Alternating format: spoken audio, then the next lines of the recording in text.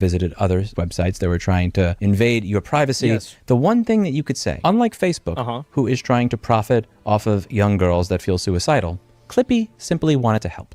He might have been annoying, but he just wanted to help. There were no ulterior motives. If you told Clippy that you were having a bad day, he wasn't going to use that information to try and figure out which advertiser to sell you to, nor was he trying to steal your personal data or get you to purchase. That's what AI is going to do next, by the way, is that once AI and conversations with AI become commonplace, people are going to look towards advertising towards your AI conversations. So, like, you'll be talking to, like, Annie from Grok, and you're going to be talking to her about how, like, you really like turtles, and she's going to say, wow, that's amazing. You're going to go to Amazon. Guess what you're going to get ads for? That's right, turtles. Yep. Just other Microsoft products. He had no ulterior motives. He was simply there to help. Unlike many modern pieces of software, like what you get from Adobe or Intuit, where you can't buy QuickBooks anymore. You can't buy a video editor anymore. You have to pay a subscription fee for it. If I were to boot up that computer that has not been used for 28 years, and I wanted to start up Microsoft Word, I think that they need to stop that wholesale. The idea that services to, like, being able to use a program, like, you shouldn't be able, like, you can't own the program at all. I find that to be very problematic. Like, I think if you buy a program and you buy to have access to it, you should have access to at least that version of the program indefinitely. I don't understand how people have allowed them to reinvent these rules. It's insane. Do so without connecting to the internet. And Clippy would still be there, happy and as enthusiastic as ever, simply wanting to help. Adobe is another example of this. This is a company that tried to twist people's arms into having AI and machine learning stuff go through their personal data. Not public data, not the speeches that I give, not my website or my blog posts or my videos, but my private data, the stuff that I'm editing. And there were people that were not able to get into their account until they agreed to this new end user license agreement. When they are looking for access to your data, they're doing so because they want to train an AI on how to do what you do without paying you, without your consent. Clippy simply wanted to help. When Clippy would ask you if you wanted help with writing your letter, Clippy would not try to sell you anything. No, this is true. Didn't even read the contents of your letter. Yeah. He just wanted to offer suggestions. Game of Thrones had, I'm not going to spoiler alert, there's this Sons of the Harpy in season 5. They were these people that wore masks and they pushed back against the new regime. And the purpose of the mask was to let the leaders know that when you see people with this mask, we are against you and your new regime, and we are going to push back against it as often as we can. And the worry with the Sons of the Harpy mask is that it starts with one person putting the mask on, and then somebody else gains the balls to put the mask on. And then 20 or 40 or 100 of them put the mask on. And once 100 or 1,000 of them put the mask on, there's nothing that the leaders can do at that point. Enough people. And once 100 or 1,000 gains the balls to put the mask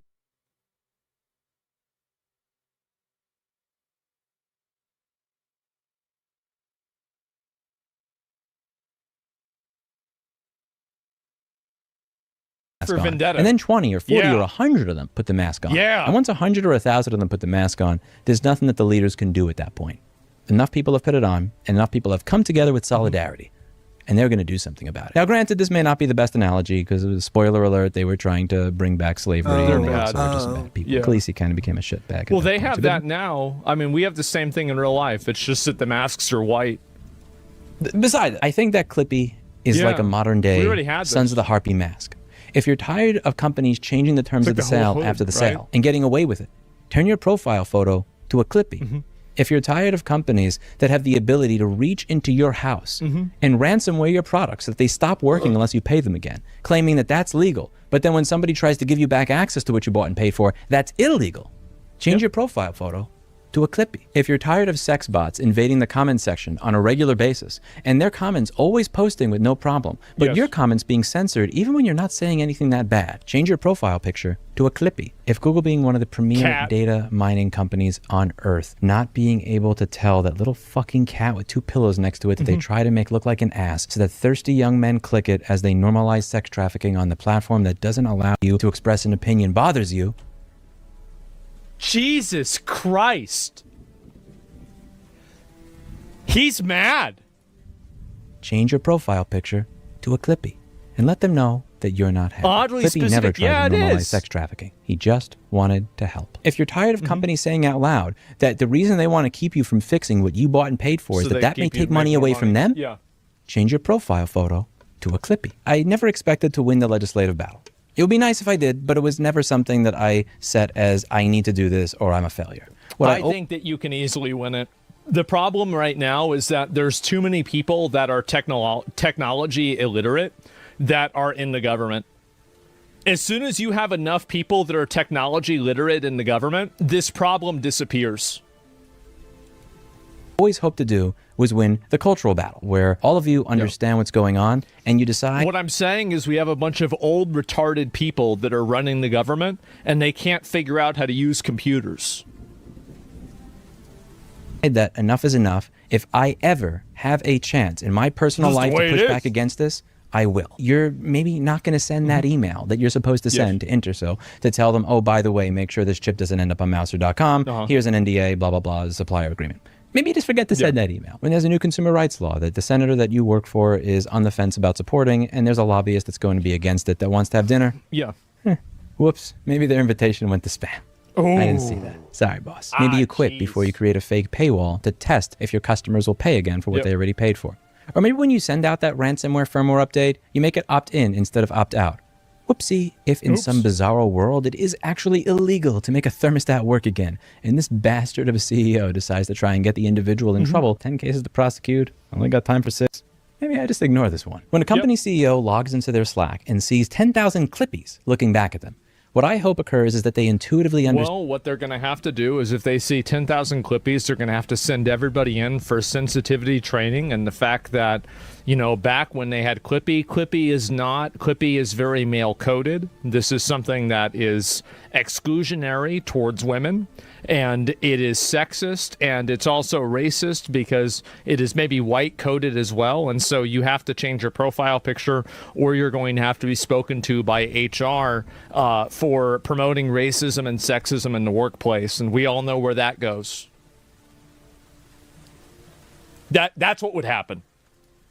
That they no longer live in a world where they can get away with fucking over the consumer, that their employees, their partners are not going to be accomplices to this anymore, that they are alert and they are aware of what is going on. I wish that this is what would happen, but at the end of the day, the only way you can really solve this is with legislation, because even if you stop it with American companies, you're still going to have cross-cultural companies that will do business in a way that's, you know, like bad. The thing is that, you know, for as much as you want to criticize his advocacy of this, he does practice what he preaches for the most part, right? I mean, he is an advocate for a lot of these things himself. But firmly push back against it. Every single one of those 10,000 people will be an obstacle to the anti-consumer practices and the anti-ownership practices, and it will no longer be another cog in the assembly line sending us all into a dystopia. There will be a moment where that one person who usually would not have a say in anything can be activated, and in that moment, keep the world from sliding further into a dystopia, or help push it forward in the opposite direction. But we all have to get together, and the first step is making it public that we know what's going on. That starts with a Clippy. On YouTube, if you're with me, I ask that you change your profile picture to a Clippy. At work, change your Slack profile picture to a Clippy. If you work at the White House, don't take down the United States flag, but somewhere on the grounds, put up a flag of a Clippy. Clippy's a symbol that what used to be considered one of the worst annoyances in our life would now not only be it actually is really weird. Like this juxtaposition is actually very good. That Clippy, because when Clippy came out, everybody hated Clippy. People were so annoyed by Clippy. But now Clippy is the pleasant alternative to the world that we're living in at this point. That's a very good. Yeah, he's right about that.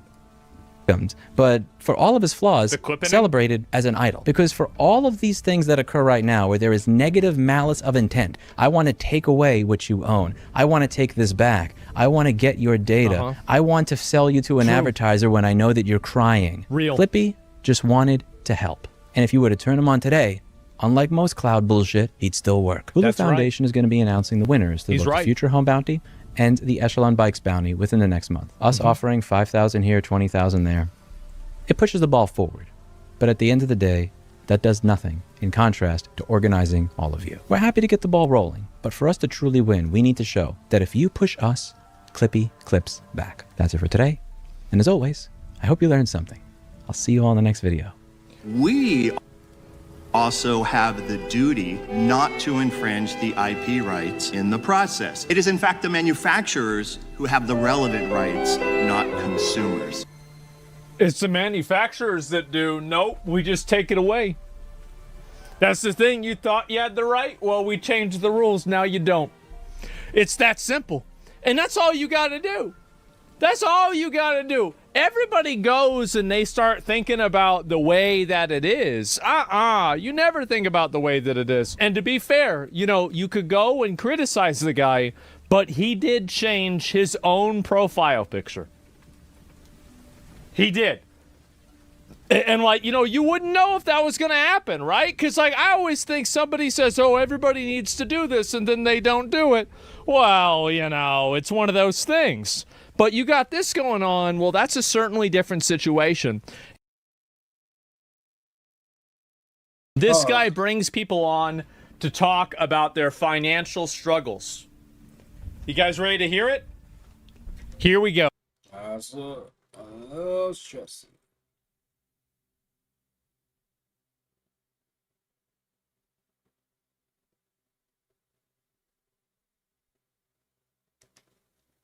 There's a new church. Let's go ahead and listen to the new church.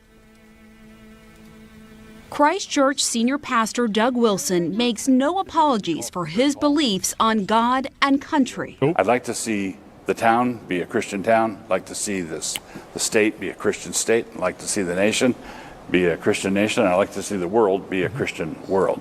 And now Wilson's controversial views as a Christian nationalist are gaining sway in the nation's center of power with the recent opening of his... This is going to get way bigger, by the way. Way bigger. Like right now, you're seeing the first 10%. New church and high-profile parishioners like Defense Secretary Pete Hegseth. Isn't it crazy that the guy that has tattoos on himself from the Crusades wants the country to be a Christian nation again? I would have never predicted that. Who could have ever known? Wow. Is planting a church in D.C. part of your mission to try to turn this into a Christian nation? Yes. So every society is theocratic. The only question is who's Theo? In a secular democracy, it would be demos, the people. In a Christian republic, it'd be Christ. Well, what would you say to someone watching this and say, look, I'm a Muslim. Who are you to say your worldview is better than mine, that your God is better than mine? Well, if I went to Saudi Arabia, I would fully expect to live under their God's rules. But you said... I told y'all it's coming back. I told y'all this is what's going to happen. I've been saying this over and over and over. This is the angle that I think a lot of people are going to start using in order to push religious messaging and to push for a more homogenous culture, is that they're going to do it through religion.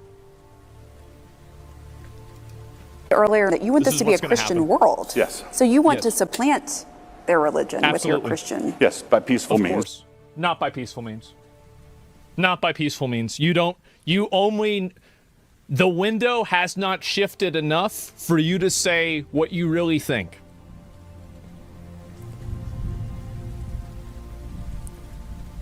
But, you know, that'll change. By sharing the gospel, there's a lot of work yet to do.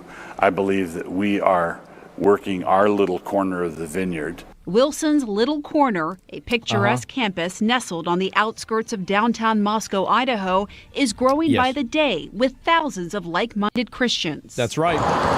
Parishioners of his church, known as Christian nationalism, is going to be probably one of the fastest growing groups of people in the next 5 and 10 years. And I think that it's going to be adopted primarily by young people and Zoomers. Kirkers own and operate several businesses downtown next to liberal college town stores. If it's true. Why did he yell boo? Because of me. Because of you. Yeah. Well, there you go. That's a regular day for you. That's not unusual. No. A big focus of his Christian movement is on a patriarchal society where men are dominant and women are expected to submit to their husbands. Women are the kind. This was retweeted by the Secretary of Defense, saying all of Christ for all of life. I don't sound so crazy anymore whenever I say that the 19th Amendment is going to be a conversation point, do I? I told y'all. The people that people come out of. So you just think they're meant to have babies? That's it. They're just a vessel. No, it doesn't take any talent to simply reproduce biologically. The wife and mother, who is the chief executive of the home, is entrusted with 3 or 4 or 5 eternal souls. I'm here as a working journalist, and I'm a mom of 3. Good for you. Is that an issue for you? No, it's not automatically an issue. Josh and Amy Prince, along with their It's not automatically an issue, but it will be. Yeah, I'm going to be CEO of a company. You're going to be CEO of the kitchen. Just the way it is. Yep. Why is this a problem for Christians? I think that people feel more comfortable criticizing Christianity versus criticizing Islam because, number one, Islam is seen as a foreign religion and Christianity is a domestic religion. And also it's because of race politics. It's because Christianity is primarily a white person religion and Islam is not. That's the reason why. Those are 2 of the main reasons. kids moved here from Washington State. Do you see Amy as your equal? Mm-hmm. Yes and no, in the sense that we're both saved by grace. We're absolutely on equal footing, but we have very different purposes, God-given. But do you see yourself as the head of the household, as the man? He is the head of our household. Yes, and I do submit to him. So like moving here I was just ultimately your decision. Yes. That's a great example. Wilson says in his vision of a Christian society, women as individuals shouldn't be able to vote. His fellow pastor. That's crazy. That is crazy. Retweeted by the Secretary of Defense. Oh.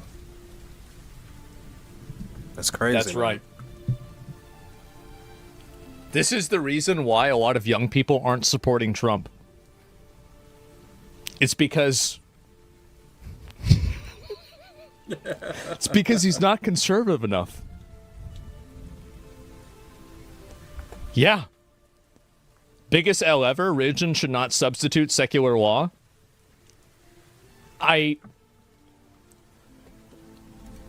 I'm not a big fan of being ruled by religion either. Yeah. I think that most people, I am a Reddit atheist. Okay? So I agree with you in a lot of these viewpoints. I believe in but Christ. I'm telling you where things are going. Pastors Jared Longshore and Toby Sumter agree. In my ideal society, we would vote as households. And I would ordinarily be the one that would cast the vote, but I would cast the vote having discussed it with my household. But what if there's your wife doesn't want to vote for the same? Right. All right. I love God. So according to NASA, the aliens is on their way to Earth. They say they're going to be here by November. Oh, they not just talking about aliens that's coming in November. They talking about portals that's live today. If there was ever a day to pay attention to your own energy, August 8th of 2025 will be that day. For August 8th, the Lionsgate portal, the luckiest day of the entire year to manifest, then you are so lucky. Friday 8/8 is not just another day. But if you have been ready to change your life, this is the weekend to do it. Shifting your reality fully. This is a magical time to set your intentions and quantum jump. Oh, it's going down today on Manifestation TikTok. People are saying that August has some energetic upgrades. And then some people are saying this. Do not manifest tomorrow. That 8/8 Lionsgate portal bullcrap is a lie. Whether or not you believe in portals is up to you, but I'm giving you the information to investigate for yourself today. So let's just explore the Lion Gates portal, y'all. I feel like the veil is lowering. The veil is coming down. Or I'm just like being ushered in. Regardless, you believe or not, something's happening. I don't know what it is. People keep saying aliens, demons, whatever it is, something's coming. We just don't know yet. Something's coming. We just don't know. Something's gonna happen. People keep saying it. It's portals, it's aliens, it's human beings, it's people from different part of the atmosphere. Portal, or there's no opening in the firmament. They're coming down below. The shift is veiling. There's ghosts, there's creatures, there's Bigfoot. There's something coming. I don't know what it is. Like, feel like supernatural TV show, but it's something coming. We just gotta be ready. People keep saying that no matter if you're atheist, don't believe in it, or you super believe in it, you're in tarot cards, everybody on each side is saying something's coming. I guess something's coming. To my mediumship more or something like that. We are absolutely living in a new world. And what I mean by that is a number of things, honestly. There is a mass awakening happening right now. And if you don't know what I'm talking about, you're probably still asleep and you can keep on scrolling. But if you are feeling a shift, if you are feeling different, if you feel renewed, if you're literally going through a transformation right now, whether it be physically, mentally, whatever is going on, like, it's not by mistake. Like, there is a shift. There's been a shift. Everything is constantly shifting. But I feel like right now is like a very pivotal point. I have literally been feeling like I have been jumping timelines like every other week for the past year. Being in alignment with not only the Earth, but the Sun in Leo and Orion's belt has dated back to ancient African spiritual practices, namely in Egypt, also known as Kemet at the time. As the star Sirius and the Sun were associated with different gods at the time, they were associated with a coming of abundance, a harvest season, the flooding of the Nile River in Egypt. This was considered the New Year in ancient Egypt. This alignment creates a potent energetic gateway, a direct stream of divine energy flowing to our planet. This influx of high vibrational energy is specific. So when these stuff doesn't happen, what happened to these people? When these portals don't open and all this stuff is going on, what happened to these people? Do they keep calling them liars, or I don't know, or AAA, or I don't know what happens when this stuff doesn't come true? Let's see. Specifically here to accelerate your spiritual awakening and your ascension. This is a time when the veils between... But that is crazy though. There was a full moon. I think Friday. Yeah, Friday was a full moon too. And I think last night. Dimensions thin, making it easier to receive divine downloads, intuitive insights, and connect to your highest self.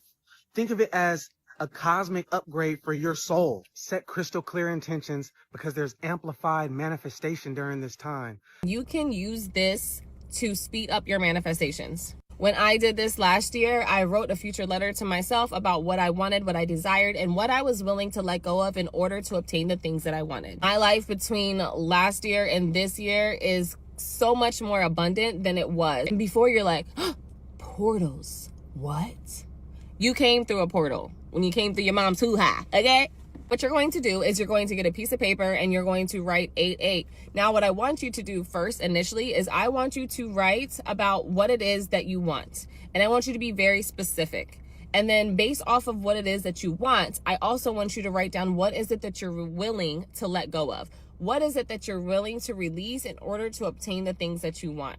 And then I want you to be able to develop an action plan of what is it going to take to be able to get to where you want to be. Rent paid in full. Vehicle paid in full. Light bill paid in full. Credit cards paid in full. All other bills paid in full. Life is abundant. All bills are paid in full. Number 1, do not listen to any sad songs, any low frequency music. Do not watch any horror movies or any crime shows or listen to true crime documentaries, some crime junkie. Not the day for it, okay? Whatever frequency you decide to tune into on the day is going to be that frequency that is amplified. You do not want to be amplifying like true crime or sad Lana, sad Taylor Swift, or a song that reminds you of your ex. You want to be amplifying a frequency that matches up to your manifestation and what you want to call in. So instead of all that, do listen to high vibrational frequencies and 432 hertz, okay? 432 hertz is a big one. 432 hertz. It is the frequency of creation. It's the frequencies that ancient Egyptian civilizations used, swore by. It's from the Temple of Tindera, the Hathor Temple. This is the frequency they use to manifest energy into form. Also, like manifestation, lyrical music, like some fun music. I love listening to manifestation songs. I made a playlist just for Lionsgate for you guys. It's like linked in my bio on my Spotify if you guys need some. I do recommend you getting into a meditation, okay? I made one for you guys. It does not have to be mine if you don't want to utilize it, but just get into meditation, into the alpha and theta brainwave state. I want you to think about the identity that you want to become, the person who has all the manifestations. I don't want you to think of one material item like a new car or a Birkin or $1 million. I want you to think about who that person is that has the Birkin, $1 million, and the new car. I want you to channel that energy, and I want you to meet that next level version of yourself in the quantum field. I want you to merge with the energy and then take that with you into the physical. You are going to wake up and you are going to play a character in a movie. The character you are playing is your next level self. Give her a name. Gigi, Gianna, Alexi 4.0, whatever it is. It's a new name and she already has all your manifestations, and you're going to wake up through the lens. Okay, you're gonna think like her, you're gonna perceive the world like her, you're gonna walk like her, you're gonna talk like her, you're gonna move like her, do your makeup like her, work out like her, like literally do every single thing like her. Every single second of the day, you are going to be acting. And yeah, it may feel unnatural. That's the point. You need to feel uncomfortable in order to change. And I want you to set a timer on your phone right now, a reminder, okay, literally every 2 hours with the name of your alter ego name. This is just going to remind you to keep acting and keep being this character. Man, that's a lot of work. Day, do daydream. Daydreaming is one of my favorite forms of manifestation. Like sometimes when I'm like walking, I literally won't play a podcast and won't do anything. Like I'll listen to frequencies like 432 hertz or like a subliminal, and I will literally just daydream a scenario. So like I'll daydream like myself getting interviewed on like television or something like that, or having a conversation with someone that I really want to have a conversation with, or getting an opportunity, or my boyfriend or my mom saying how proud they are of me of like getting this, and I will literally just like create the whole scenario in my head. So the first thing I want you to do is to write a letter to your current self who is maybe experiencing maybe whatever it is. I don't want to put anything out there or on you. Write a letter to your current self, being grateful and thankful for where you are. It right? might and be on to preferably something. This would be best Maybe. if you write it in the number 2 pencil. But if you only have a pen, use a pen. So the second thing you want to do is write an eviction letter. Stay with me. You're going to have to evict some of that energy out to make room for the energy coming in, right? So all of the things that are no longer serving you, whether it's like lack of prosperity mentality or just anything that's no longer serving you. Now, the very last thing I want you to do, this may be the most important one, is forgive your former self, lay everything that you just evicted to rest, and then on your third letter that you're writing to your higher self, you are going to thank that version of yourself as well for bringing you up into this next dimension, this next level, this next timeline. Then you need to exactly write out for the next 4 months what that timeline looks like. Now, when writing that out, make sure that you include the details that you want to carry into 2026, because this portal is not just about what's going to happen today or I'm going to have a lucky week. Remember, this is setting the tone for your life. You're going to manifest a version of yourself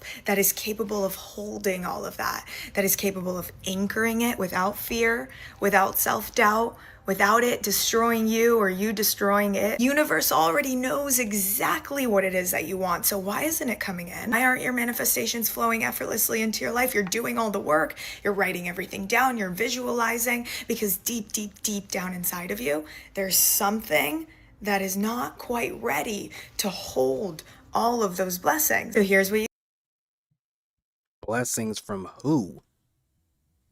That's what you got to think about. You can do during the Lionsgate portal that will help you get there. This happens once a year, and I promise you it will be the biggest game changer when it comes to the way you manifest in your life. For the first step, you're going to take a piece of paper and a pencil, and you're not going to manifest the boyfriend, the job, the money, none of that, but you're going to manifest the version of you that already has everything that she wants. So this is what you write.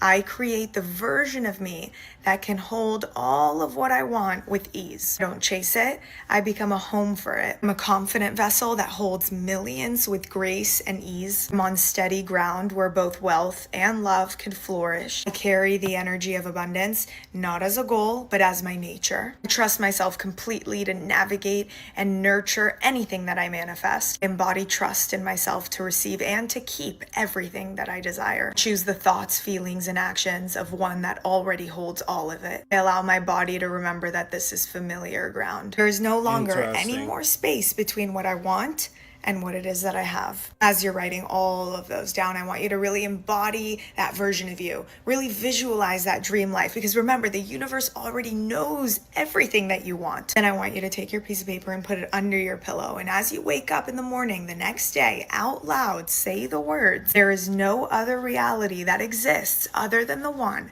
that propels me to my highest timeline." Let the old layers of who you are just peel away, because a new version and a new timeline is waiting for you. Switching your reality can be as easy as this. You know what? I'm going to tune into the version of myself today that is rich as that money effortlessly comes to. I'm going to tune into the version of myself that is the luckiest girl in the world. I'm going to tune into the version of myself that's a millionaire. And then when you say it, actually believe it. Believe it with your whole heart. Not because the 3D is showing you, but because that's who you inherently are. And you know you are the creator of your reality. So if you say you attract something and you embody that version of you, then you're going to attract it. And I'm not lying to y'all. I'm not lying to y'all. When I started talking to our higher power with some audacity, I fit right into the timeline. I don't know what it is. And I ain't saying be like, God, give me this fire. Come up there. I ain't saying do all of that. But I'm saying you have to speak with authority. You have to know who you are. Imagine somebody who can't control what happens in their own life asking God for $1 million. You're dead. You're cooked. Something's going to happen to you. No, you have to stand strong with the audacity, baby. You have to know who you are. You have to understand that I am unbreakable. I'm unfoldable anyway. And what I'm asking for is not something that I will hope to have in crumbs, but it is something that I require. Woo! Yeah, that's a word. Imagine today if someone handed you a check for $10 million. You take that check to the bank to be deposited, and the bank says, okay, great, but this check will take 10 business days to clear because it's such a large check. So now for the next 10 days, you would walk around feeling amazing. You'd feel rich, excited, and so full of joy. You'd already feel like a multi-millionaire, even though you hadn't seen $1 of that money yet. You'd just know that money was coming. It wouldn't be a wish, and it wouldn't be a dream. It would be a knowing, because you would trust that it's already done. Really ingrain in your mind and understand that you're no longer waiting. All right, that's enough. That's enough. Blame Truth here, and I just want to start smelling. Let's smell together, viewer. Let's. Oh God! Do you guys smell that? You guys smell that? It smells like victory, motherfuckers. That's what it smells like. Truth be told, I got my hands on the Battlefield 6 open beta today. Unfortunately, this is not my gameplay. I had this weird issue where my NVIDIA Shadowplay said, no, you cannot record Battlefield 6. I don't know why. If someone knows what that's about, please let me know so I can fix it, because I'd really like to get that fixed and show you my gameplay. But I played some Battlefield 6 today, not as long as I'd like to, because I had to help my mom out with her water. Something's messed up there. You guys don't care about that, though. The point is, though, is that I'd like to give my first impressions, my very early impressions here about the game. But also, I have some amazing news. And maybe I should just lead right off before the real meat and potatoes and show you what I'm talking about right here, okay? Battlefield 6's player numbers are staggeringly high, and I figured this would be the case when it went full open beta on Steam, but this number is super important. Yes, it is insanely high, but when we actually compare it, we're going to see some crazy stuff here. We'll get to that in a bit. This beta is doing phenomenal. And if you are a fan of video games, if you are a fan of the FPS genre, then you should be hoping, even if you're not interested in Battlefield 6, you should be hoping that this game succeeds and does well to bring healthy competition back to this cancerous, moldy ass fucking diseased space right now. Activision have ruined the fucking FPS industry. And to be completely honest, that is from a developer perspective and a gamer perspective. But without further ado, let me stop rambling here about vague stuff and get right on in to the meat and fucking potatoes Yes, because sir. I got a lot I want to get off my chest. So for positives, the game is beautiful. The game runs smoothly. The servers were phenomenal. Once I got through the massive queue, it took about 20 or 30 minutes. There's just so many people playing right now, and the servers are having to queue up people. The destruction, there was one particular moment where I had an RPG, and I just wanted to shoot a building. You know, I was playing the engineer class, and I just wanted to shoot a building with an RPG, and I did. And seeing that destruction was incredible. Let me just describe the scene because I fortunately did not record it due to NVIDIA Shadow Play. But after doing that, I ended up killing someone, and then I ended up getting, I think, sniped or shotgun, something to that effect. My teammate grabbed me out from sort of the open and revived me while dragging me. And then once we both got up, we proceeded to get grenaded, and the wall behind us just exploded. I mean, if you've never played a Battlefield game, you know exactly what I'm talking about. The immersion, it feels like you are in an actual war. The sound design, incredible. I mean, I don't think I've ever had a bad thing to say about Battlefield sound design. If you know what I'm talking about, if you have a headset or a surround sound system or something, you can back me up on that. It is truly incredible. Going through the menus, I only played one match of Conquest. It was a fairly long match, but going through the menus, I saw that they had domination on small maps and it's infantry only, and I absolutely love domination. It's my favorite FPS game mode probably ever. Yeah, maybe I love that shit. War from World at War. If anybody remembers that game mode, that was a fantastic one as well. But I love domination. You probably saw it a lot, me playing X-Defy and whatnot. So I'll be playing a lot of that for sure. But I like how they have both the large-scale, huge map infantry and vehicle battles, and then the smaller infantry kind of game modes for Call of Duty players or Siege players or whatever. Just that smaller, more tactical kind of game mode, which will bring people in. But overall, as far as how the game runs and plays and feels, I mean, it's phenomenal. It truly is phenomenal. It feels fantastic. I have zero complaints graphically, visually, gameplay-wise. But it's not all sunshine and rainbows. I do have to cover the negative. I have faith that this will get fixed, though, because this is just a beta. And if we give them the feedback and they listen, there's no issues whatsoever. This is my personal feedback. It may differ quite a bit from others' feedback, but this is my personal just first impressions. And it might change the more I play, but it seems like the pump action shotgun is so strong that it probably needs to not be like a part of the assault kit. It needs to just be a primary weapon in general. I mean, it's strong, man. If you are in any CQB situation, you are going to melt people. The TTK in general feels a bit fast for a Battlefield game. Now, granted, I haven't played Battlefield since Battlefield 1, and I cut my teeth on Bad Company 2, so I prefer a longer time to kill in general. I don't know how that's changed since Battlefield 1, but the TTK does feel a bit quick. Maybe if that slowed down just a smidge, it would be better.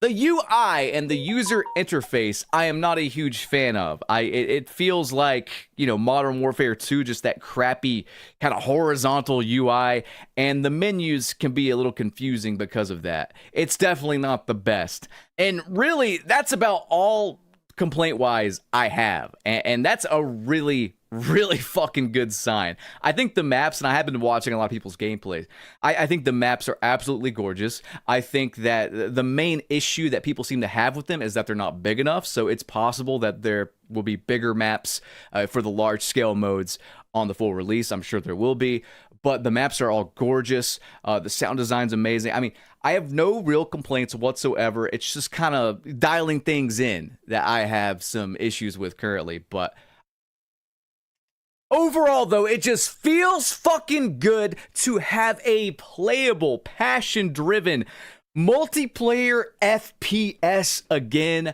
doesn't it? Can I get an amen? If you have played and you kind of feel the same way I do. Like, it feels good to have something good again. It's felt like ages since I could say that. I mean, X Defiant, again, I love that game, but it didn't even get out of the gate because Ubisoft are dumb and poor. Like, just when it was getting good and felt like a complete game and Black Ops 6 was failing, the dumb French fucks at Ubisoft shut it down. And I'm like, is this just, are we cursed? Are FPS players cursed? Can we not get something good that sticks around? Regardless, though, man, I want to cover the records that Battlefield 6 broke, and it came after Activision decided to be fucking ego maniacs, which makes it all the more sweet to deliver this. We all know Activision loves to cover up player counts and cover up actual hard numbers, but they can't cover it up on Steam. And with that, let's segue into today's sponsor before I show you what I want to talk about here. Do you know what else has been covered up? The insane health benefits of cocoa flavanols. Studies have been done to show that the flavanols in cocoa stimulate stem cells to come out of your bone marrow, like bees coming out of a beehive. Big to fail. Activision reportedly has next 4 annual Call of Duty titles in the works. 4 more years of this AI slop military players, and they just dropped a new season. And this is, again, 2 games in 1. Now, if you want to compare it apples to apples, Call of Duty has an all-time peak on Steam charts of about 488,000. Some people report 491,000. And this is when Warzone 2 launched, which was the biggest launch in Call of Duty history, if I'm being completely honest, as well as Modern Warfare 2, which, again, one of the biggest launches in Call of Duty history. Both of those combined got about 491,000, 488,000 concurrent players. Just take a look at this from Charlie Intel, okay? Battlefield 6 Open Beta has now reached a new peak of 520,000 players on Steam, beating the highest peak Call of Duty has had on Steam of 491,000.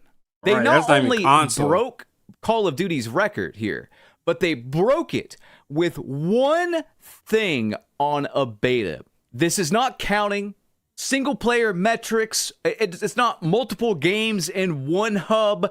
It's not a free to play entire battle royale experience. It is simply an open beta for Battlefield 6 multiplayer. That is it. I have been covering FPS and video games for a long time, and I have never seen hype like this before for a video game. I just have not. EA, you have like a layup here. You have the easiest year of your life to take disgruntled, angry players from Call of Duty and show them what a good FPS actually is. I mean, really think about this, guys. I'm not making this up. I'm not skewing this at all. And you can't even use the whole thing, well, Call of Duty players are on Battle.net when it's on PC and Game Pass and stuff like that. Battlefield 6 could be played on EA's launcher as well as the Epic Games Store as well. And you could do that, as of yesterday. So this is just Steam, and they have beaten out 2 full-fledged games combined. Okay. Battle.net excuse won't work here for Call of Duty either when you can play Battle 6 on Epic Games Launcher and EA app as well as Steam. This is a W for EA, a step towards competing with COD this year if there's a translate to a decent amount of purchases by beta players. To be fair, a large amount of these players aren't buying the game, are only playing because it's free. But when you look at COD beta numbers, let's see.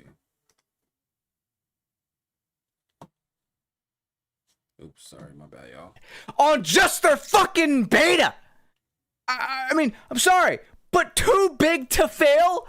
Too big to fail when you do fail.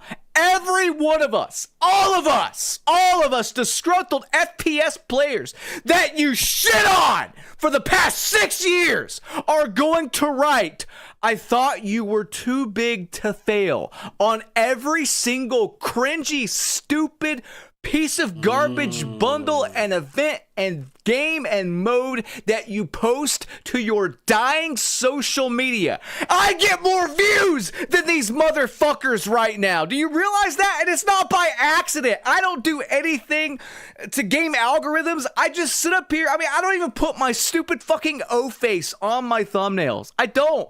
I simply make a fairly basic thumbnail, a fairly basic eye-catching title, and then I speak the fucking truth. And that's something you people over there at Activision Blizzard can't seem to do. Trust, once lost, is incredibly hard to get back. Incredibly hard to get back. And even if they right their wrongs, I am sorry, I don't buy it. Because there's nothing stopping you from doing what you've done for the past 6 years. Again, you could come out tomorrow and say you're sorry for how you treated us, and you could give us a completely new experience. You could give Black Ops 7 away for free. I still wouldn't trust you. You have lied on record continuously, and I have covered it every step of the way on this channel. The lies have caught up to you finally, and you are failing before our very eyes. If these out-of-touch individuals at Activision Blizzard think that Black Ops 7 is going to do well, I mean, Modern Warfare 3 didn't do well.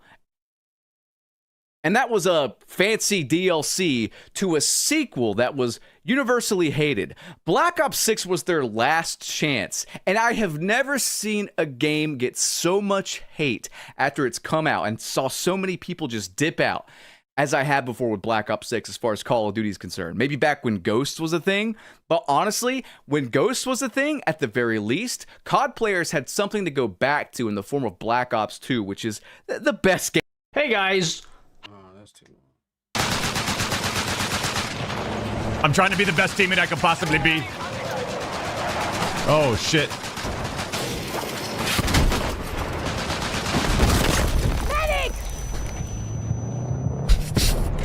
I guess. See ya. Okay.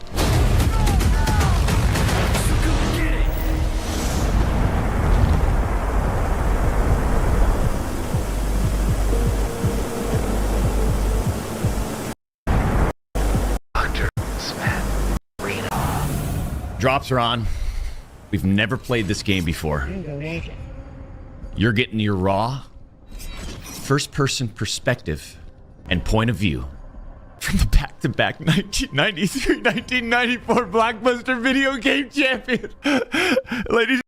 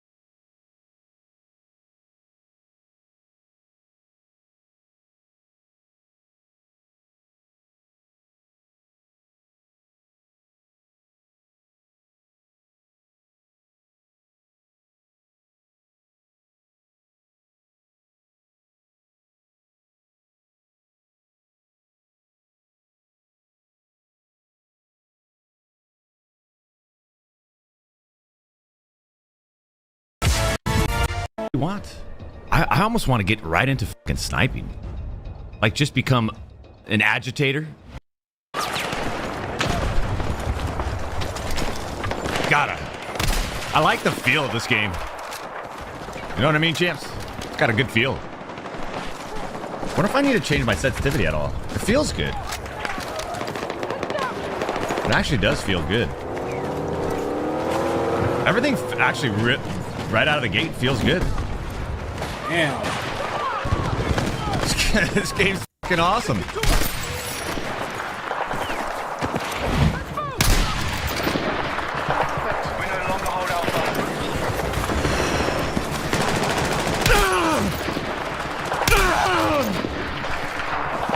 We might as well just fucking blast the game. Full blast. Sorry, champ.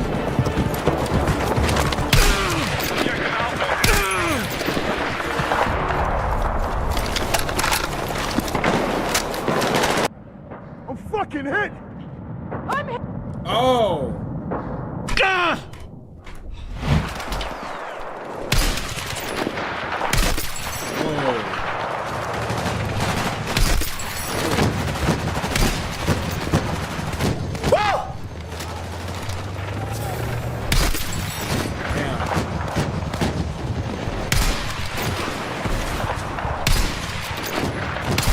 What the? I don't know, ref.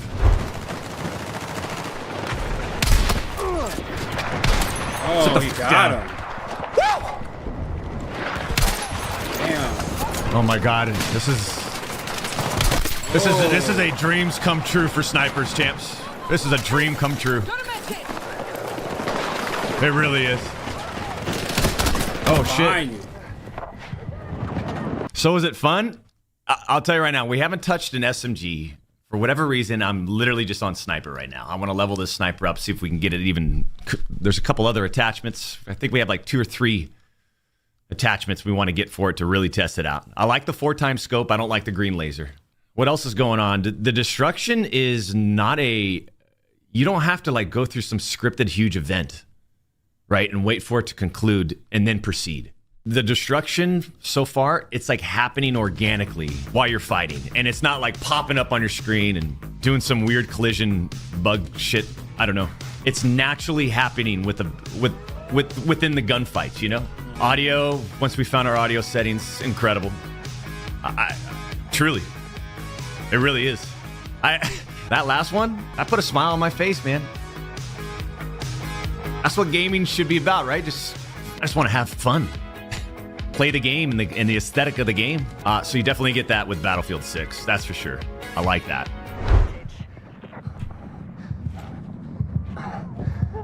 Medic!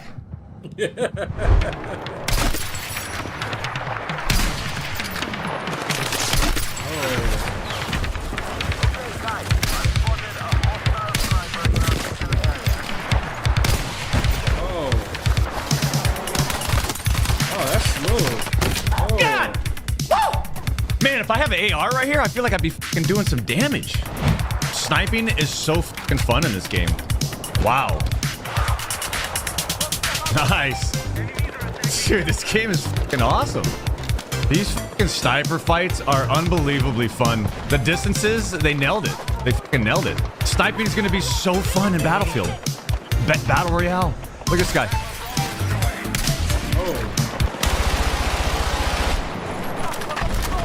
God, the game sounds fucking awesome. It has the potential to be the best sniping battle royale ever. This game is fucking awesome. So sick, dude. Sniping is so fun in this game. God, I love this game. Like, I love the Battlefield feel. Like, I'm genuinely having a good time. How good is the sniping in this game? I said it once and I'll say it again. It's just based off today's feel of the sniper. This might have the most fun sniping battle royale. It might be better than Blackout sniping. I'll tell you right now, you know what they do? They try to capture really well, so far that I've seen, are very obvious choke points and memorable choke point areas. You know? Yeah. Like there's been a couple of them where it's like, okay, I know where to go here now. Yeah. Right? Recon beacon, get this head glitch. They're spawning over there. The vehicle's gonna be coming. So it becomes this already so quickly to pick up these well-known sight lines and where the battles come together. And that's your classic Battlefield feel. And I like that. I like that. 1 out of 10, what's the rating so far, Doc? I mean, from a Battlefield standpoint, I think execution-wise, it's, I mean, 8.5, 9. I don't, this is kind of what you want from Battlefield, isn't it? It's fucking pretty badass. I mean, look at us. Let's go. All right, let's go! Let's go! Woo! It's happening all game long when the sniper's in the back pocket of the 6'8" gaming grate. So do yourself a favor. The lights are starting to dim. From here on out, you're getting a snipe fest. She would let me do partial payments. Let's talk about your... Han from Fast and Furious here. For the past month, I've been multi-streaming to Twitch, YouTube, and now Kick. I've been pretty much exclusive to Twitch for like 12 years now, but as you guys remember, I got my first ban last month for breaking their simulcasting guidelines. So I figured, why not actually try streaming on Kick? You guys have been pestering me to stream on Kick. Why not actually try casting guidelines?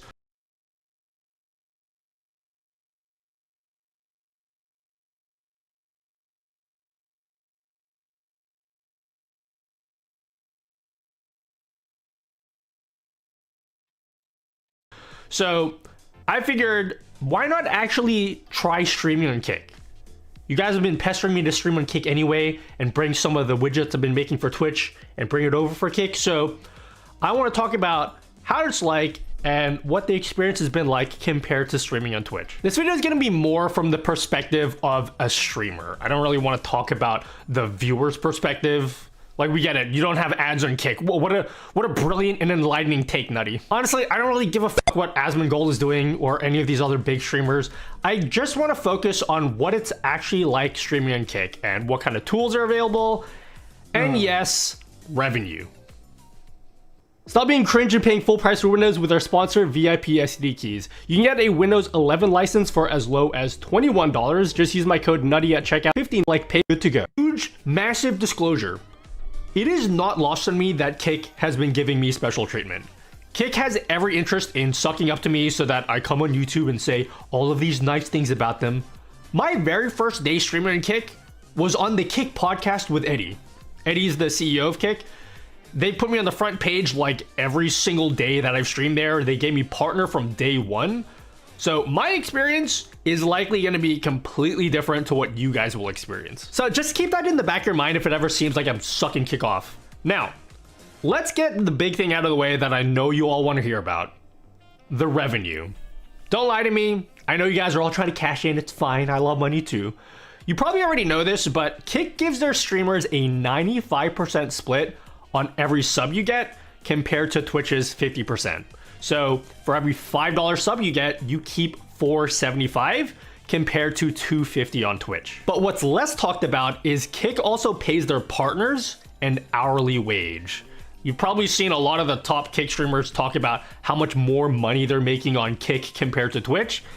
And you probably want to know if the same thing's happening to me. So let's break it all down. If this is the total revenue I made on Twitch last month, this is the total revenue I made on Kick.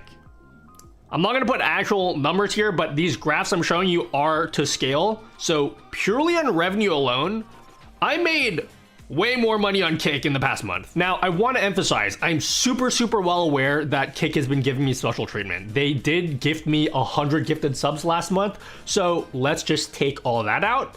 I also streamed a couple days exclusively on Kick, so all of the revenue I made on those 2 days, we'll take that out as well. And even still, the amount of money that I made on Kick was slightly more than the amount of money that I made on Twitch. Obviously, part of this is the fact that I'm new to Kick and a lot of you guys have been tuning in just to hear my thoughts on Kick.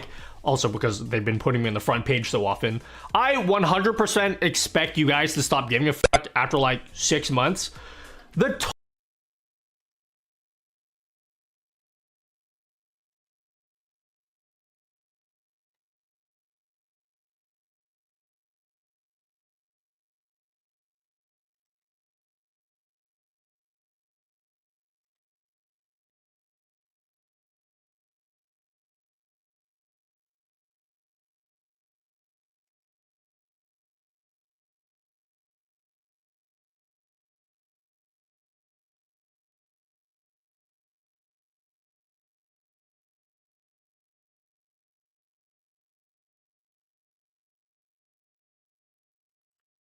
Oh my goodness.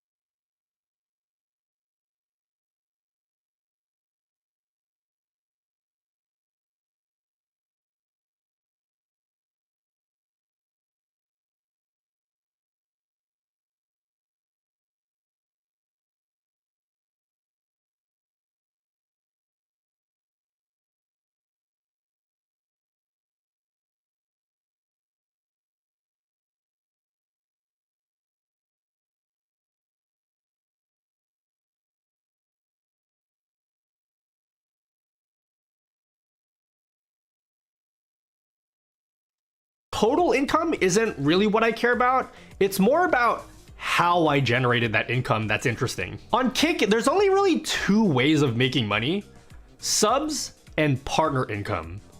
Like I said, Kick pays their partners an hourly rate depending on how many viewers you have and how much chat interaction there is on your stream. And the total amount that I made just on that partner revenue alone was more than the total revenue that I made on Twitch for the whole month. That to me is huge.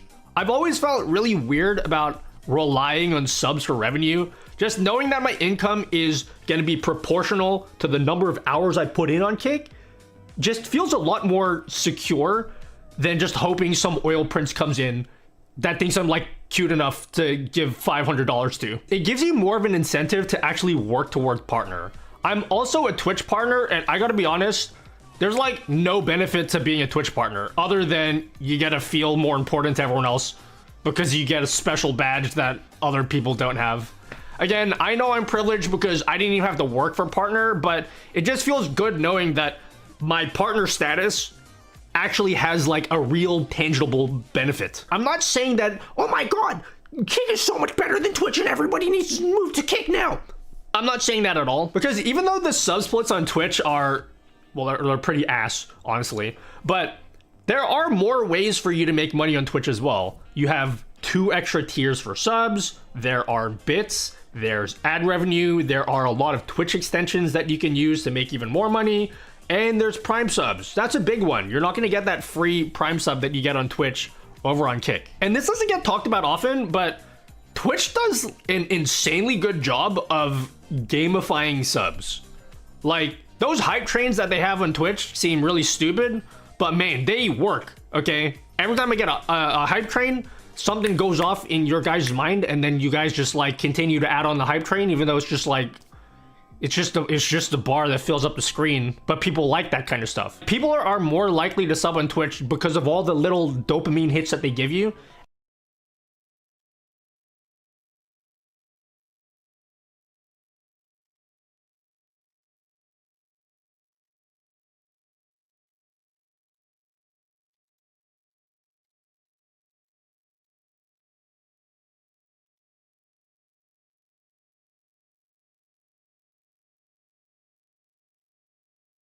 And they don't really have that on Kick yet. I actually think that the hourly pay that you get as a Kick partner is a bigger deal than the 95% split.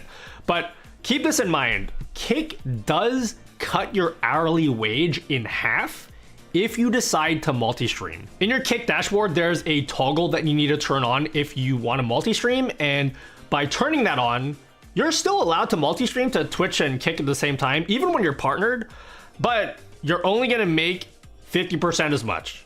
So had I decided to stream exclusively on Kick for the entire month, I could have made potentially double the amount that I made on Twitch just on that hourly pay alone. There was a stream where I didn't turn off that multi-stream setting, and as a result, they took all my revenue away for that whole stream.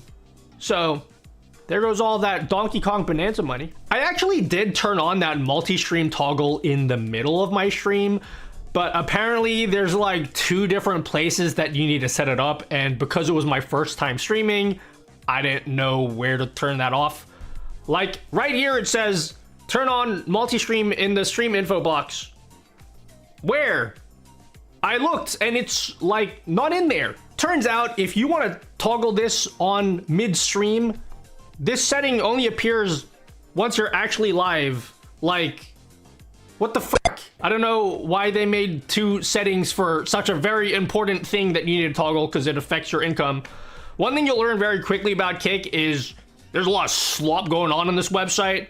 Make sure if you're multi-streaming and you want to make that hourly pay, that you turn this setting off and it actually says it in your dashboard. Otherwise, it might cost you a pretty significant amount of money like it did for me. Anyway, you guys can all leave now because we're done talking about money, and I'm pretty sure that's the Kick at all.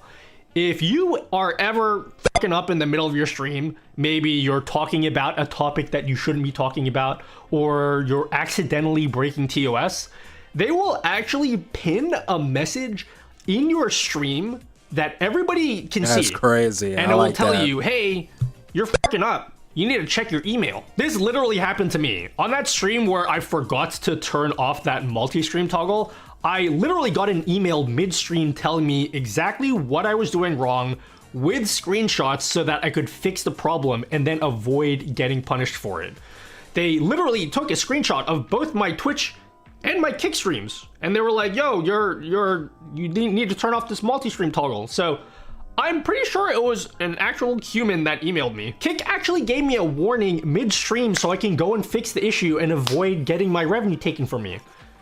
Now, I still did the wrong thing because I didn't understand how the settings worked, so they still took my money from me, but at least they communicated with me when I did something wrong. At the end of that stream, they sent me another email telling me exactly what my punishment was and why I was being punished.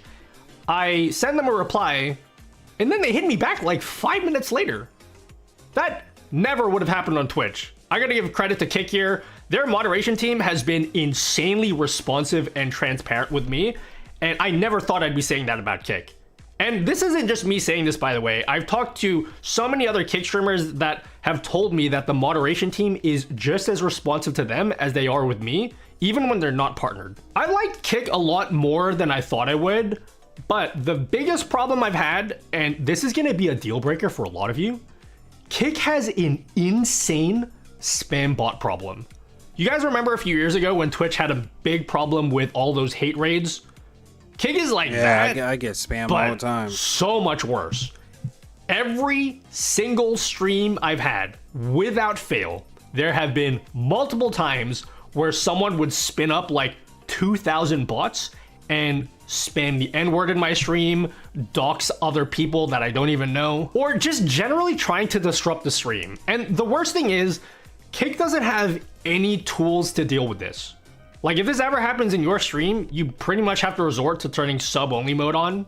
You can try turning on follow-only mode, but in my experience, they just end up mass following you anyway and then spamming your stream. So you have to set it to like 1 month follow-only mode, and then at that point, your regular viewers can't speak anymore.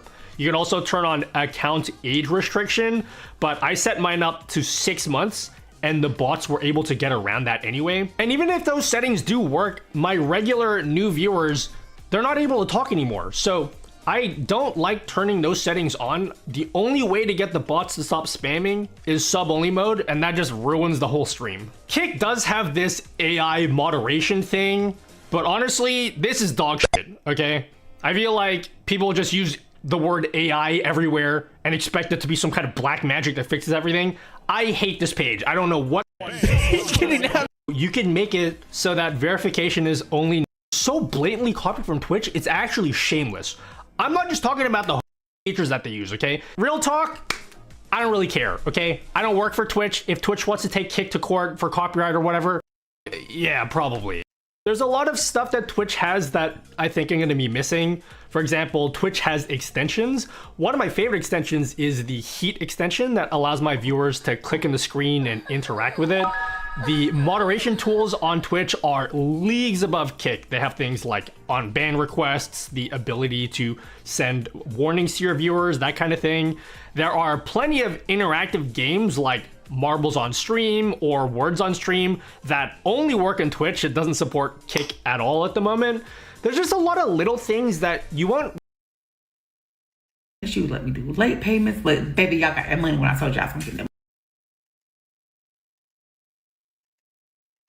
And of course, our boy Gareth Edwards has directed the most recent release. He's a master of monsters and gargantuan creatures, so I'm excited to see how his style compares to that of people like Joe Johnston and Steven Spielberg and all the other greats. The movie is out now on digital release, so you can go watch it from the comfort of your own home. The first stuff I really want to take a look at is when they're out on the boat. It's very difficult. Like, they couldn't have any of the crew on the boat. It's just too small. They have like the guy with the boom pole mic on a separate boat off to the side, like trying to, you know, get some sound.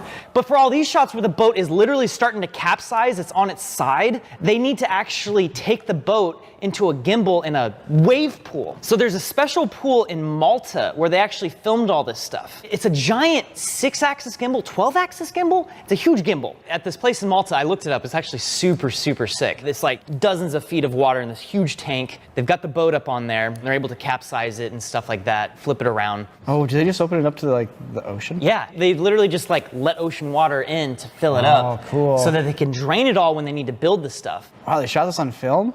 Gareth shot the entire movie on 35mm film because he wanted to sort of replicate the aesthetic and vibe of the original Jurassic Park movies. Wow. And that ended up being like a huge pain, especially when they're shooting in Thailand in like the actual like mangrove swamps. Literally everyone, all the actors and all the crew are like up to their necks in water and they're just like trying to change out film reels. Oh. But yeah, like this set is sick. Wow, look at that gimbal rig in there. To actually get realistic motion, they put a motion control system on the actual boat out at sea to measure its sort of motion, and they're able to translate that into the gimbal so that they can get the exact same type of watery motion in the gimbal. Wow. That's really funny. Boat mocap. Yeah, exactly.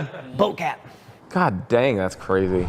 So this shot right here, we have a before and after for it. All that water there to the right is from the original plate. Obviously, all the water to the left with the horizon, all replaced. And of course, the dinosaur's not real, it was added. They try to keep as much of the original plate as possible. And so, like with something like this, you get the actual reflections of the boat on the water there to the right and the sky reflections. And most of that actually stays there. Yeah, wow. And they're still somehow getting the actual like splashes over on the top of it. How they find the edge to blend is wild to me. I mean, it looks like you could also use like the whitewater map. The moment the water gets so turbulent that it goes white and turns into that white foam, you get this nice, clean cutoff there. And if you know how to like manage chaos and noise in just the right way, you can hide a lot of stuff. ILM said that they wanted to do the most realistic water ever done. And Avatar is a thing, so that's a high bar that's like the to try to bar. Get. But the cool part is right next because the mosasaurs do not hunt alone. Leaving a trail, you have to do a simulation, of course, around the creature. That simulation has to persist for the remaining trail, and so the farther the creature goes, the more of a space you have to simulate, especially if you want to see that trail going back. Yeah. Then if you have other creatures also swimming around, you have to do that for themselves as well. And I bet this shot is just fully CG. Like, look how long that shot has gone. That was like a full orbit around that boat. But check out like all like the things that are going into it that are signifiers of it possibly being a real shot. Like first off, you see the camera inconsistency, which is basically, what would that be? A guy on a gimbal in a helicopter with a joystick moving the camera? See it like overshoot and undershoot a little bit. Consistent focal length. It's like realistic speed for an aerial shot. You have to deal with all the people on the deck of the ship. They're all unique. They have the little water pumps going on the boat. And so it's like you have to deal with all those water sims. That's a sim, and the surface imperfections from that. Perfect compositing too. Like when you have wild CG in Sims, it like hides the compositing and you forget that like somebody else is taking all these layers basically in like moving Photoshop and putting it all together. Like it's wild. Having just seen the Spinosaur in brand new cutting edge film with effects by ILM, I'm curious to see what the Spinosaur looks like in Jurassic Park 3 with CGI from 2001 and effects work from Stan Winston. Help me! Help me! That's real, isn't it? That is real. That's an actual animatronic dinosaur. Well, the shots are different, you know? It's like when you have something real like that, your shots just naturally change. This is 2001, by the way, which is pretty impressive. The first Fellowship of the Ring had just dropped. CGI was really not photoreal yet, unless you had like very specific cases. Amanda! Wait, was that real? That was real. Yeah. Dude, imagine trying to simulate that puddle. Like look at the detail on the texture. This is CGI here. Yeah. It's so funny how they just go to gray every time. It's like, Look how black the shadows are in this shot. You can see the contrast from the light source really showing the shape of those scales, and the backside of it is so dark. There's no detail there at all. Like, well, you have the full dynamic range of the film in that shot, from like the highlights to the shadow. Yeah. And you can see what it feels like infinite detail in the texture on the skin. You know, even though we're this close to the foot, you can still see the tiniest of bumps and scratches. And then here, no more dark shadows. And of course, it feels like there's a limit to the detail. But they go back and forth so frequently that it's kind of like it's confusing. You don't quite know when you're looking at CGI versus the real thing for a lot of these shots. Like that, was that CGI or was that real? Oh, they cut away so fast. I'm pretty sure that was real though. A lot of this is actually real. They built a crazy animatronic for this. I mean, this is Stan Winston and his effects shop like at their peak. He's been doing Jurassic Parks for 10 years now. So what they did on Jurassic World was basically a similar thing. They had real animatronics for a lot of the dinosaurs, like the Titanosaur, for instance. They actually had a guy sculpt and create a scale version of the Titanosaur, and he painted it. And they were able to basically extract the textures of him doing that and put it on the CG creatures, but also brought that to set so that they could actually see what it looked like on location. Titanosaur is one of the biggest sauropods ever discovered, but there's a few of them. There's the Argentinosaur, there's the Patagotitan. They're all roughly the same size. Oh, and full CG shot there because we see the whole dino. A whole dino's whole, too. And it's moving too dynamically for an animatronic rig, which is basically just hydraulics and wires. Yeah. Wow, when they do those CGI shots that are like so clearly CGI because of just how it moves, it's still a little distracting. It's like, oh, you just got so free all of a sudden. Like other shots you do in classic monster movie close-ups, you know, a flash of a dinosaur, a flash of a claw, chaos, and then it's like hyper clear shot of dinosaur just fully articulated, like, roar, I'm running. And it's a little jarring. I don't know, personally, it's kind of nice to finally get to see it because I've only seen pieces of it. I find myself wanting to see more. I feel the same way. I do want to see it, but I think that's kind of part of the cinematography. Like this is like, to me, this works, right? You know, it's still a little obscured there. They all start running away. Same with that. But like the next shot here when it's chasing after them, it's cool and it's epic, but it feels effectsy. I feel like they're doing a great job matching the lighting and the color and the sharpness and all, and yet there's still just like, there's something about it that's like, okay, that wasn't originally there. Shadows are the same thing as lights, right? Like when you have a light shining on something and you have a shadow underneath, it's like all the same physics, it's all the same world of photons. And even then in dark areas, you still have lights shining on things because you just have effectively dimmer lights, which is reflection of light. To get that kind of accuracy in your lighting is just beyond systems in 2001. So you're still doing a lot of tricks, you're still doing a lot of shortcuts. The crazy thing about this is that, you know, it's all being shot in film, and they're really matching that color workflow. They're taking a film strip, scanning it into a computer, and it's not like when you scan a piece of film, it's just perfect, like, you know, RGB, you know, JPEG color space. Like you have to deal with translating that kind of like awkward film color space into your computer color space, like so you can work with it in Photoshop, for example. Insane. And then you have to retransfer it back into like film color space to print it back onto film, or, you know, I guess print it digitally. But it's a lot of really tricky color space matching because your cameras are not filming natively into a digital format. They're filming into a physical silver crystal development format, and then you have to convert that into a color space. And ILM, you know, it's kind of been their like hidden trick up their sleeve is like that management of film. You know, back when they're doing optical printing, back when they're layering pieces of film together, and even when it became digital, their ability to like understand how to scientifically take the color space of film and the color space of digital and mix those two is really what lets them get that realistic looking CGI when other companies would struggle back in the day. So like looking at the design of this Spinosaurus versus the Rebirth one, this one is a lot larger. This guy is closer to a Tyrannosaurus Rex. Yeah. Notice there's no sort of like fin on the tail. I mean, this is basically, it's a T-Rex. It's a T-Rex. With a little thing on the back. Basically, they're taking pretty huge liberties with the Spinosaurus in this. They are, right? Yeah. they are, in the original one. There is a piece of technology, CG technology, that they did use in Jurassic Park 3 that they hadn't really used for any dinosaurs before. Wait, what?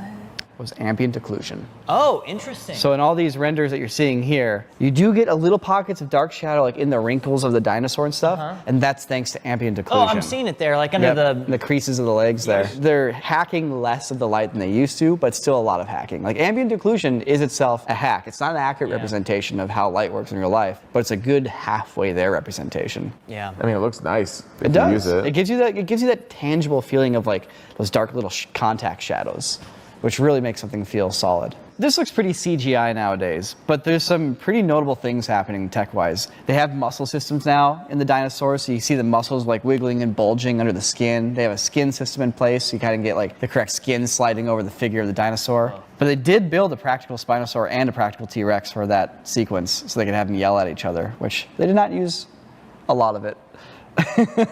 There's actually a pterodactyl sequence that has a pretty awesome shot in it from this film. Wait. Don't you think we should save this for the extended react on corridordigital.com? Oh, yeah, that's a good idea. Yeah, I think we should head over there if you want to see the rest of this. So my favorite sequence from the entire Rebirth movie is the Tyrannosaurus Rex. It's such a sick scene. Behind the scenes for this is funny. They have a flag of an outline silhouette of the T-Rex head that they basically just put over the top of it for the shadow. But that's a fully replaced boat floor. I feel like the water is keeping the CGI dinosaurs from feeling too animated. I wouldn't feel too worked up by watching a CGI dinosaur chase somebody unless like the directing and pacing and all that kind of stuff was like really tuned in. But here it's working a lot more for me because they have the CGI water the whole time too. So you have this crazy water sim that's just like anchoring the CGI and like making it feel more tangible, making it feel... Dude, that right there? Yeah. Ugh. It's because you can't see depth in an image. When the T-Rex's head makes it into the two rocks, see now, boom, it feels close right there once it hits the shadow. I don't know if that was intentional, but like it really anchors like the moment to make you feel like remember my art teacher telling me that shadow is how you tell where something is on your paper. And it's like the same for movie frames. You need shadow to tell you where the CGI exists in the world. As much as I loved the sequence, I love how they made it more. Oh yeah? I think probably the coolest part of the whole sequence were at the Malta Film Studios as well, in their deep tank there. So he's actually like on a wire getting pulled underwater. And the third place they shot was like this rapids, lazy river type place in London that was built for the London Olympics. Oh really? All of the time you see them floating down the river outside of the boat is basically them floating for real down this like lazy river, and then they're comping in all of the jungle around them. Lazy river is such an understatement of what this river is. It's like the opposite of lazy. It's an aggressive river. Motivated river. Motivated river. Hardworking river. But it's like everything is being replaced except for the dude. Like he's underwater here, but the ground is being replaced, the walls are being replaced. Yeah, but Gareth is talking about how it's like they have all these concrete slabs in the water, and so the art department dressed them all up as boulders and rocks. But the water is also frigid. It's freezing cold, and the actors are having to get in it. So they're wearing wetsuits underneath their clothes. And the dad is wearing a wetsuit all the way up to his wrists. Oh, wow. But he's wearing a short sleeve shirt. So they're wearing skin-colored wetsuits. And I was like, oh, wow, you can't tell. Until you realize that, no, they're actually replacing his arms in certain shots. That's the unsung hero here, the arm replacements. Everyone's looking at the cool dinosaur in the water simulations, but the arms are also getting replaced. It must be really hard to film a scene in Thailand and then like travel to England and be like, all right, where were we? It's crazy how cohesive the scene is. And it's like, Gareth Edwards is not the VFX supervisor on this movie, but I guarantee you his VFX background helps assist a lot of his decision making for this. Yeah. So the Quetzalcoatlus has a very different head shape than like a pterodactyl. Ironically, we've never actually discovered a Quetzalcoatlus skull. We're inferring what it looked like from other pterosaurs that were similar. Pterosaurs are gnarly creatures. They look so weird. They actually pretty much nailed the scale of them here. They've got like a 30-foot wingspan. They're like 15 feet tall. How do you know so much about the scale of dinosaurs, Ren? Because I'm making a video about the true scale of dinosaurs, and that should be coming out at some point. I'm still working on it, so subscribe for that. But this next part here where he actually starts climbing up the wall was pretty cool. Like, look at that. Wow. Going down the gullet of a bird. Wow. I've never seen a person go down like a bird mouth like that before. I've never heard you say those words like that before. It's just the most stunning, beautiful landscape you can imagine. And that's our beauty environment. And then we've got a cliff, and that will be made up of the set pieces that we shot on the backdrop.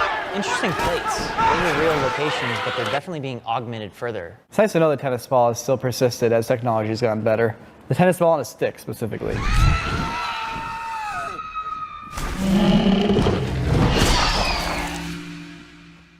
The first, like, sort of big reboot of the Jurassic franchise was with Jurassic World, and the big bad guy of that one was the Indominus Rex. And the idea is that this is a really intelligent creature. You know, this is the first effectively modern Jurassic World VFX film. Yeah, it's crazy to think this movie is 10 years old now. Yeah, that's crazy.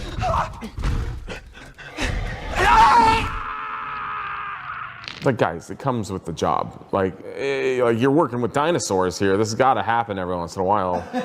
You know, I mean, it's a workplace accident. You know, they got to reset the counter up there. 0 days since someone got eaten by a dinosaur. But it's also, you know, it's like, did no one expect this? But like, they're doing something similar to Jurassic Park 3, where it's like you only see parts of it at a time. Yeah, they're having to do less hacking of light simulation for rendering this thing. But they're still having to hack it just a little bit. It's very like fluidly animated, but it does feel very CGI watching it now. Yeah, that's interesting. All right, so I just want to look at one more clip here. We've been looking at a lot of dinosaurs with scales, but as we know, dinosaurs, some of them at least, had feathers. Yeah. So let's just look at one scene with a feathered dinosaur. This is Jurassic World Dominion.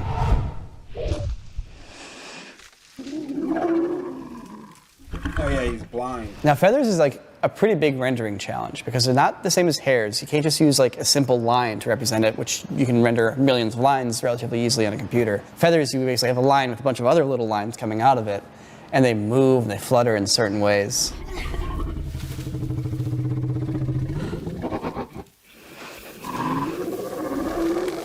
The lighting. That edge light? That edge lighting looks so good. That's like the real trick. If you want your CGI to look good, figure out your shader for your hair so you get that like that halo and the lights behind it. It does so much to make the CGI look real.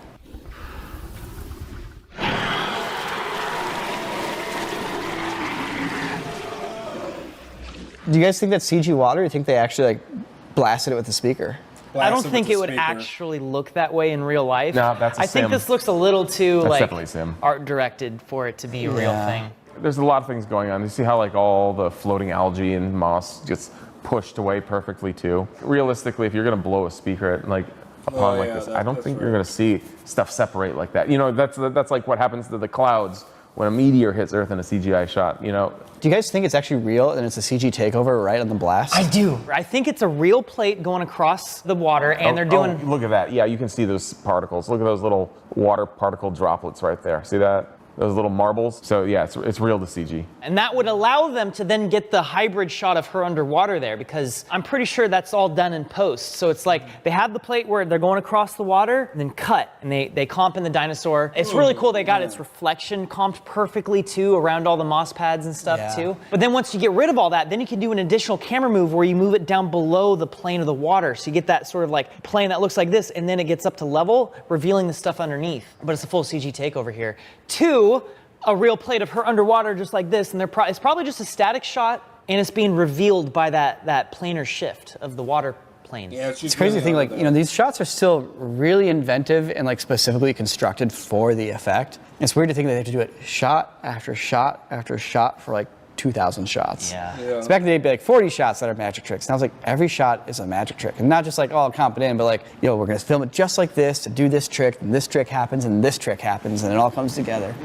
And it has feathers. Maybe we should just do a video about how loud a dinosaur's yell would be if you were right next. All right, I'm just testing out the new camera light, see how it's going, but the stream wasn't that good, but it was good enough. Yeah, see, it's real bright right here, but I gotta fix it if I do it right there. So, if you like this stream, my name is KL Sounds, and I'm just testing everything, so this might get deleted, but if you like it, I appreciate y'all. Whoever's watching this, give this video a thumbs up.